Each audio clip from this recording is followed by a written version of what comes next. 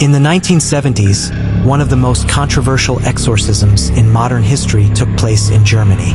It would later inspire the 2005 movie The Exorcism of Emily Rose, but the true story is far more disturbing.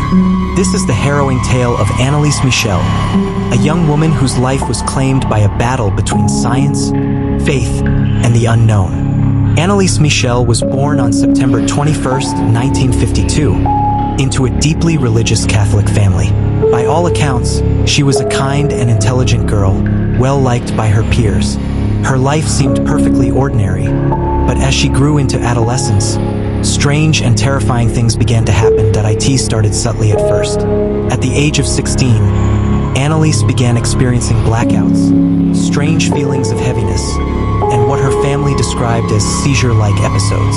After being diagnosed with temporal lobe epilepsy, she was prescribed medication to control the seizures. But as time passed, her symptoms grew more severe and more terrifying. Despite treatment, Anneliese's condition worsened. She began to see terrifying visions of demonic faces, hear voices, and feel an unseen presence around her. These experiences left her believing that she was being possessed by demons. Medical explanations seemed to provide no comfort or relief. Her deeply religious family turned to the church for answers. They became convinced that Anneliese's condition was not medical, but spiritual. Desperate for help, they reached out to Father Ernst Alt, a local priest, who believed that Anneliese was indeed possessed. He petitioned the bishop for permission to conduct an exorcism. In 1975, after years of struggle, the church granted permission for the exorcism. Father Alt, along with another priest, Father Arnold Renz, began what would be 67 grueling sessions of exorcisms over 10 months. The exorcisms were brutal. Anneliese would scream, speak in strange voices, and claim to be possessed by demons such as Lucifer, Cain, Judas, and even Hitler. Her family and priests believed they were fighting for her soul, but the intense physical and psychological strain took a toll on Anneliese.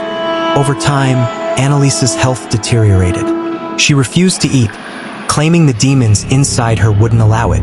On July 1, 1976, at the age of just 23, Anneliese Michel died from malnutrition and dehydration. Her official cause of death was starvation, weighing only 68 pounds at the time of her death. Her death sparked a media frenzy and an intense legal battle.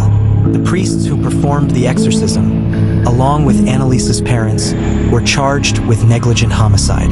The case became one of the most controversial trials in German history, questioning the line between mental illness and religious belief.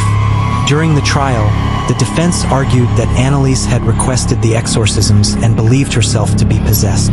They cited her deep religious faith and disturbing behaviors. However, medical experts testified that her death could have been prevented with proper medical care, and that her symptoms were likely caused by severe epilepsy and psychosis. Ultimately, the court found the priests and Anneliese's parents guilty of manslaughter, sentencing them to 6 months in prison, which was later suspended. The case left a deep impact on Germany, with many questioning the role of the church and its handling of exorcisms.